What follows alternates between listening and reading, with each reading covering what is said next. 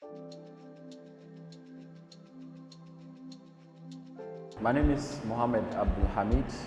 I'm a project manager and I'm a business consultant as well. And I'm also a social entrepreneur, but most of the time I do project management as a profession. This class was made up of people from various backgrounds. We have people who are students, we have people who are into NGO management, we have a lot of entrepreneurs as well. Most importantly, we took them through the fundamentals of project management. And it was important that they went through this because these are people who run projects every day in, day out. They run it on their own, based on their own perspective of project management. What we did today was to introduce them to standards and procedures, best practices, fundamentally, and how they can run their project management to meet some basic project requirements. So at the end of the session, we expect that participants are able to manage projects in a more professional way, as much as possible, reduce constraints, and then are able to achieve maximum expected project requirements. I think it is very important that we actually bridge the gender gap as much as possible. The initiative to specifically focus on Zongo women in project management is one way that we can bridge this gender gap.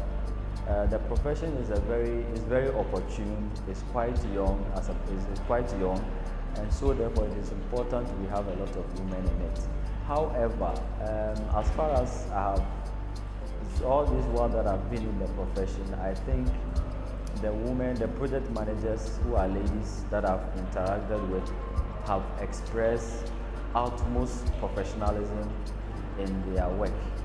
And so when I came and I realized that the whole class was made up of women, I felt very excited to be part of this,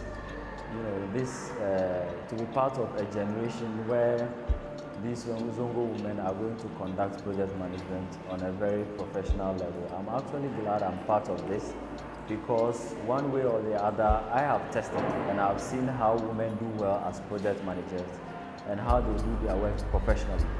So this is another way of getting more of these professional women, and I'm really glad to be part of this journey. I realized that they are very open-minded people.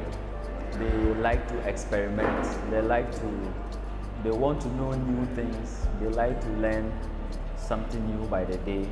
I don't know whether that was their mindset before they came, but I will largely attribute it to the sessions they've gone through so far. I'm aware they've gone through some previous sessions, and I'm sure that some of the experience, I went through some of the topics they've gone through, and whilst I am presenting and the kind of questions they ask you, I'm able to tell that they've actually built upon the background that they have gotten through this fellowship program. And you can realize that they are people who really want to implement what they are learning. And so they draw from their own experiences, use their own experiences as illustrations, case studies, and then examples. So these are very promising set of people, and I really look forward to seeing what they are going to become. It is a very important thing that IYD is doing. I would like to congratulate the initiative for youth development for specifically choosing women and focusing on women in their agenda of improving living the lives of people from Zongo. This is something that not many people are doing, especially focusing on women in Zongo. This fellowship is one of a kind, and I know it is going to be something very big.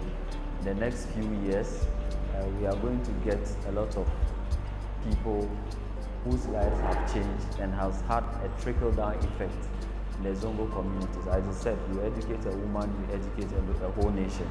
So this approach of achieving or being able to revamp the Zongo community is very, very workable when you focus on women, and that is exactly what IYD is doing. So congratulations to the team, and I wish them a good luck on their journey.